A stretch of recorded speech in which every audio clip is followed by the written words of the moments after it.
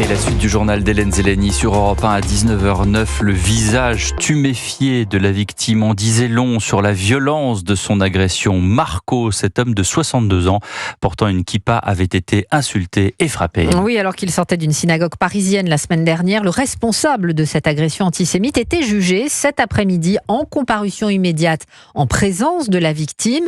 Et ce soir, Inès Zegloul, il dort en prison. Oui, Hélène, le suspect est placé en détention provisoire en l'attente de son procès qui aura lieu dans 6 semaines, jour pour jour, le 19 avril. Alors c'est un renvoi sollicité, vous l'avez dit, cet après-midi par le parquet, notamment pour mener d'ici là une expertise psychiatrique. C'est donc une décision d'emprisonnement temporaire, certes, mais qui satisfait maître Serfati Chetrit.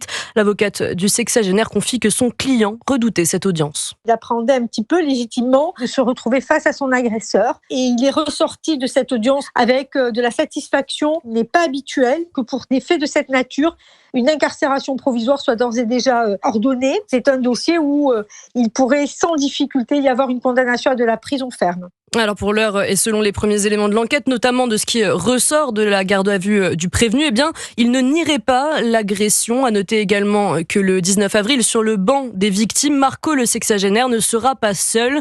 D'autres faits similaires seront jugés puisque sont reprises des poursuites pour menaces de mort en raison de la religion, de la confession juive en l'occurrence, et qui concernent eh bien, le même suspect.